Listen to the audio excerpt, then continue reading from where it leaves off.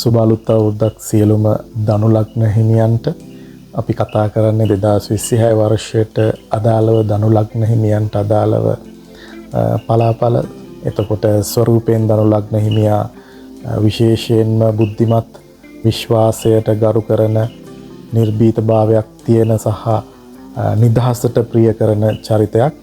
එතකොට මේ සාමාන්‍ය ස්වරූපයෙන් ඔබට 2026 වර්ෂය තුළ ඔබට යම් කිසි දැනුම් බෙදා ගැනීමේ අවස්ථාවන් වලට මුහුණ දෙන්න සිද්ධ වෙනවා. ඒ වගේම දැනුම ලබා ගැනීමේ අවස්ථාවන්ට කටයුතු කරන්නේ දෙනවා.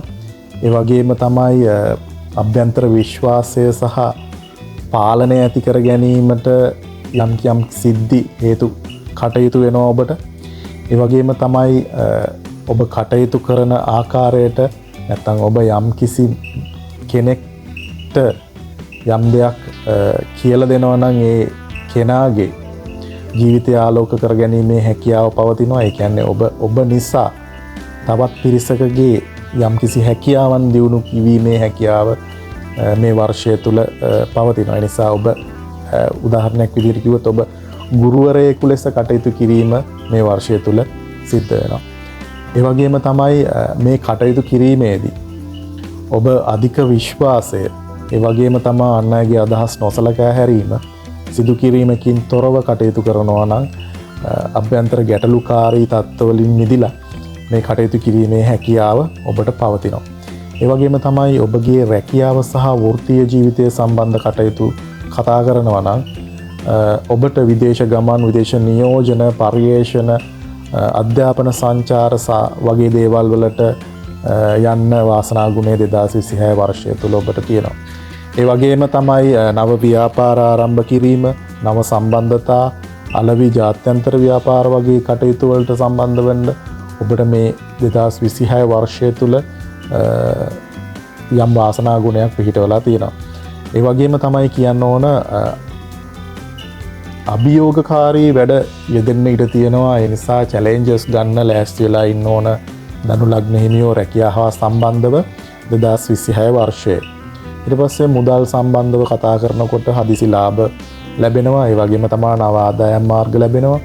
දීර්ඝකාලීන ආයෝජන වලට ඔබ පෙළඹීම සිදු කරනවා. ඒ වගේම තමයි විශාල ව්‍යාපාර සහ ගිවිසුම් වාසනාවක් ඔබට තියෙනවා මුදල් සම්බන්ධව. ඒ වගේම කතා කරනකොට ආදරය සහ විවාහය සම්බන්ධව කතා කරනකොට නව සම්බන්ධතා පහසුවෙන් නැති වෙන්න පුළුවන් 2026 වර්ෂයේ. ඒ වගේම තමයි විශ්වාසය, නිදහස මත ආදර සම්බන්ධතා ඇති වෙන්න පුළුවන්. ඒ වගේම තමයි විවාහය සම්බන්ධ කතා කරනකොට විවාහ ජීවිතයේ ප්‍රධානම දේ තමයි විශ්වාසයෙන් යුතුව කටයුතු කිරීම. ඒ වගේම තමයි යම් අලුත් අවස්ථා විවාහ ජීවිතයේදී එනවා නම්, යම් කිසි සම්දිස්ථාන එනවා නම් ඒවා විශාල විදිහට අධ්‍යයනය කිරීමකින් පසු ඒවා ලබා ගන්න කියලා උපදේශයක් විදිහට ලබා දෙන්න පුළුවන්.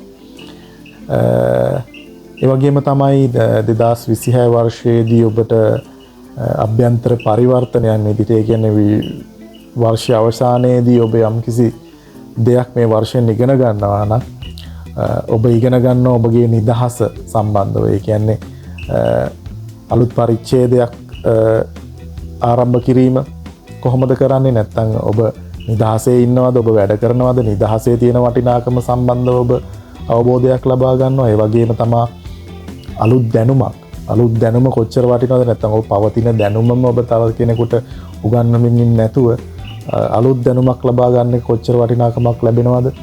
ඒ වගේම තමයි අභ්‍යන්තර විශ්වාසය සහ සංසුන්භාවය සම්බන්ධව ඔබ ඉගෙන ගන්නවා. ඒවා කොච්චර ජීවිතයට වැදගත්ද කියලා මේ වර්ෂ අවසානයේ ඔබ විසින්ම ඉගෙන ගන්නවා. ඒ වගේම 2026 වර්ෂය තුල ඔබට ලබා දෙන්න පුළුවන් උපදෙස් නම් ආදරය කිරීමේදී විවෘතව, නිර්භීතව, විශ්වාසයෙන් යුතුව ආදරය කිරීම කළ යුතුයි.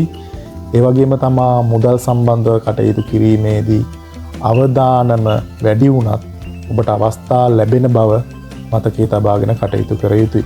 ඒ වගේම තමයි මුදල් සම්බන්ධ කටයුතු කිරීමේදී සැලසුම් කිරීම සහ නිරීක්ෂණය කිරීම අත්‍යවශ්‍යයි.